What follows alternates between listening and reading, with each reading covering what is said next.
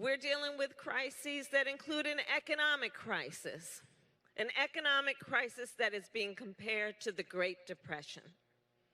Over 30 million Americans in just the last several months filed for unemployment insurance, lost their jobs. Here in North Carolina, 1 in 9 households is describing their household as having been hungry. We're in the midst of a hunger crisis. People aren't talking enough about that. 1 in 6 households here in North Carolina has described not being able to pay their rent or finding it difficult to pay their rent. Here in North Carolina, 1 in 6 small businesses has gone out of business, likely not to be able to reopen. Well, you see, on the economy, again, there's a clear choice. Because on the one hand, you have Joe Biden, who, when asked about how the economy is doing, asks, how are working people doing? How are working families doing? Joe Biden says, you want to talk about the economy? Well, we will not raise taxes on anyone making less than $400,000 a year, and we'll bring down middle-class taxes. Joe Biden says, we know that we need to invest in economic opportunities for families that include home ownership, so there'll be a $15,000 tax credit for first-time home buyers. Joe Biden says no working family should pay more than 7% of their income in child care. And on the other hand, you have Donald Trump, who, when asked about how the economy is doing, asks how the stock market is doing, asks how are rich people doing, to the point that his first major achievement in his mind was to pass that tax bill benefiting the top 1% and the biggest corporations of America, which is going to lead to a $2 trillion deficit for us to deal with. There's a clear choice. Because you see, Fayetteville, when we get this thing done on Tuesday, Joe Biden and I are about to get rid of that tax bill.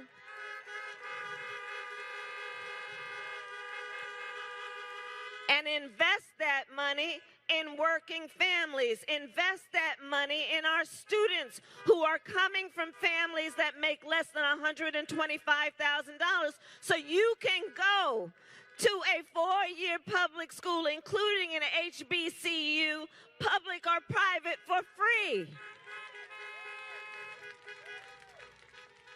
Joe Biden and I will invest that money in our infrastructure, building back up our roads and our bridges, investing in renewable energies and the creation of jobs.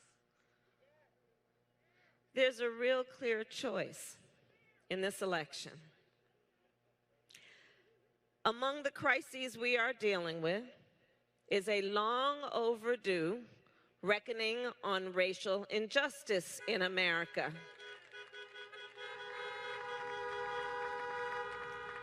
On the one hand, you have Joe Biden, who, as a student of American history and a truth teller, has the courage to speak the phrase, Black Lives Matter.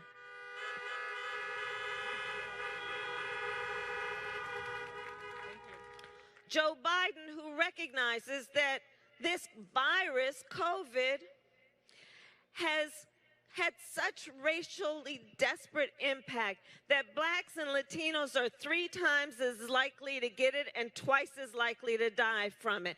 That and you heard him talk about it on the debate stage, that 1 in 1,000 black people have had contracted and died from COVID. And by the end of the year, if there's no control over it, 1 in 500 black Americans will have died from this.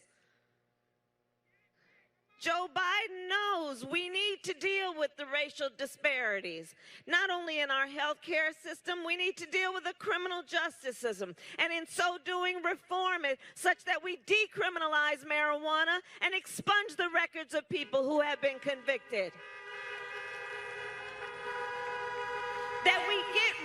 the private prisons and we get rid of cash bail because it is an economic justice issue as much as it is a criminal justice issue. Joe Biden, who says, we will ban chokeholds and carotid holds. George Floyd would be alive today if that were the case. We will require a national registry of police officers who break the law because it's not right that you do it in one place, you get fired, and then you move to another place and get hired.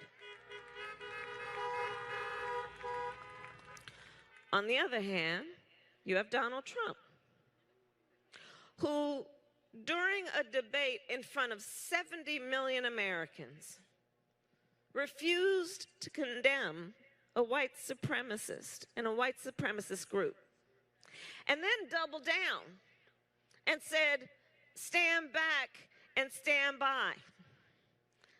In Fayetteville, it's important to remember, it's not like that was a one-off. Remember, he came into office challenging the legitimacy of America's first black president. Remember Charlottesville. Folks were peacefully protesting racial injustice. A young woman died in that protest. And on the other side, there were neo-Nazis wearing swastikas, carrying tiki torches, spewing racial and anti-Semitic epithets. And Donald Trump says, find people on both sides.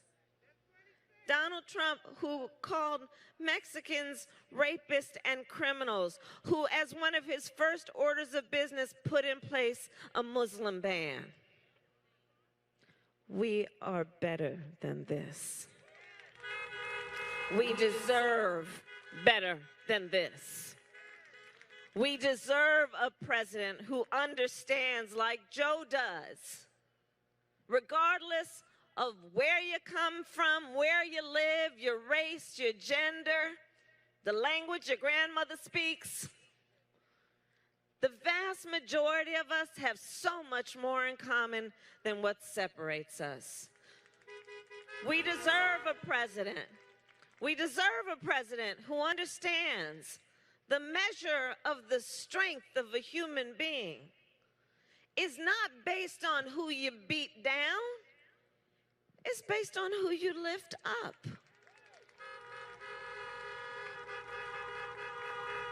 We deserve better. And then we're dealing with a climate crisis. So, you know, I come from California. Let me tell you, the West Coast is burning. From California to Oregon to Washington over to Colorado, these wildfires, I've met with families who've been evacuated, never to return to their home.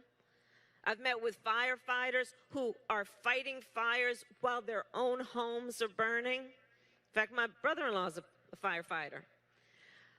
You know, you look at the Gulf Coast states, how they've been battered. Do you know there have been 5 named storms this year already?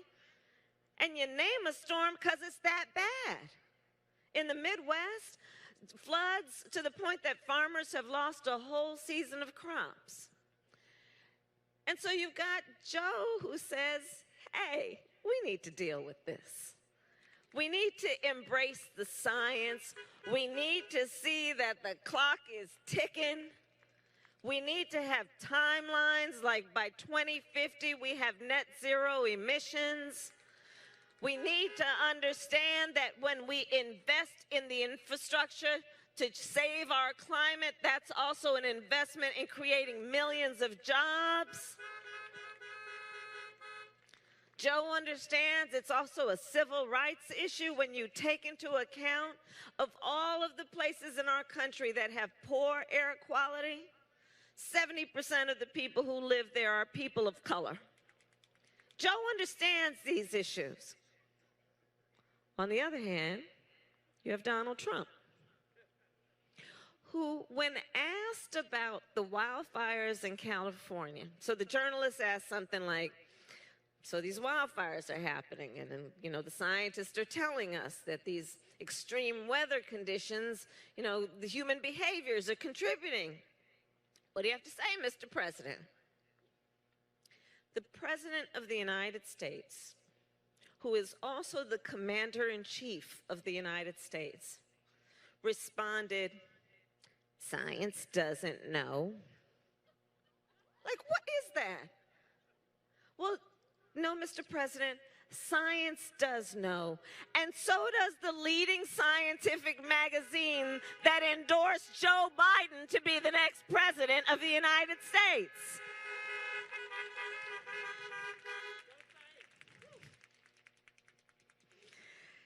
So there's a lot going on. And that brings me to why I'm here with all of you leaders this evening.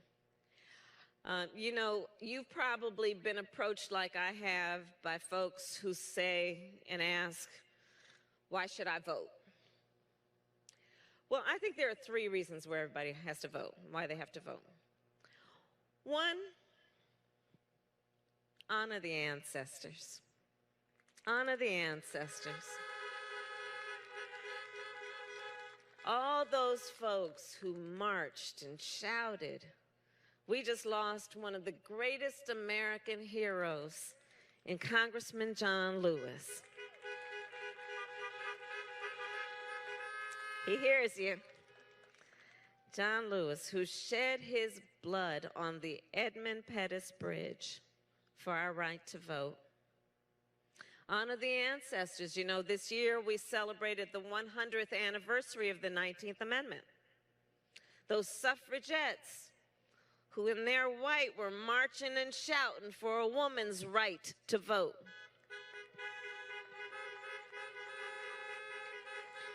But let's always be true to the facts of history. Not until 1965 could black women vote. So let's acknowledge that as well. But a reason to vote is, let's honor all those folks who sacrificed with a dream that would be here, that we would be here at this moment with this opportunity in our hands. Reason number two, everything is at stake. Everything. Everything. You know, I look at North Carolina, one of the issues that is at stake is we have so many of our babies, children in public schools here, in Title I schools, who are not getting the resources that they deserve. Joe and I are going to triple Title I funding, understanding the God-given capacity of our children, but the need for the resources to go along with it. There's so much at stake, fighting for all people and all working people to have paid sick leave, paid family leave, respecting the dignity of work. There's so much at stake. Number three. So I've been traveling the country. I've been here now more than once. Been here a few times over the last year. I was just in Texas and Florida. I'm heading to Pennsylvania tomorrow. I've been everywhere. And I don't have to tell North Carolina, because you know more than most, that especially after 2013, when the United States Supreme Court gutted the Voting Rights Act with a case called Shelby v. Holder, about 24 states, including this state, put in place laws to suppress our vote, put in place laws to prevent or make it difficult for black folks, brown folks, indigenous folks, students to vote all over the country. Here in North Carolina, you all remember, the Court of Appeal reviewed the law and said it was designed with, quote, surgical precision to prevent black folks from voting. So one has to ask, why is this happening? Why, for example, are they messing with the post office? I mean, the post office. The nicest people in the world work for the post office. Why are they messing with the post office? So one has to ask, why are so many powerful people trying to make it difficult or confusing for us to vote? And I believe the answer is this: they know our power.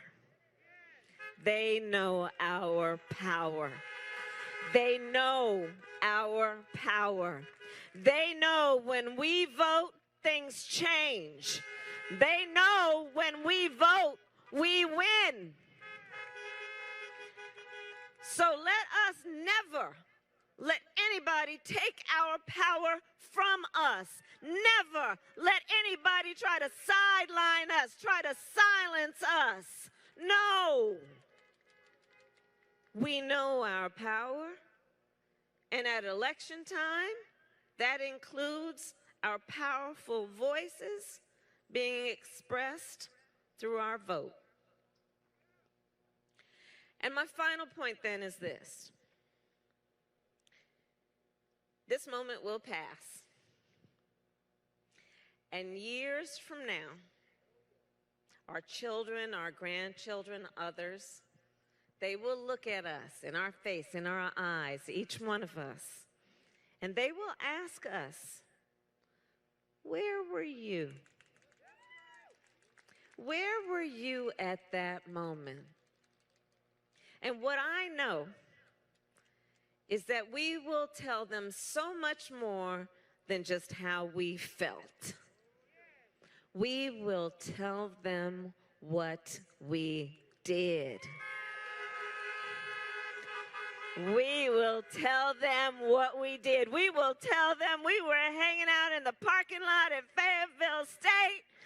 We will tell them that we organized and we mobilized. We will tell them we emailed and we called and texted folks so much they got sick of us, but we knew they'd get over it. We will tell them we reminded people to honor the ancestors. We will tell them that we knew the stakes were high. We will tell them we never let anybody silence us. And we will tell them we elected Joe Biden the next president of the United States. Thank you, Fayetteville.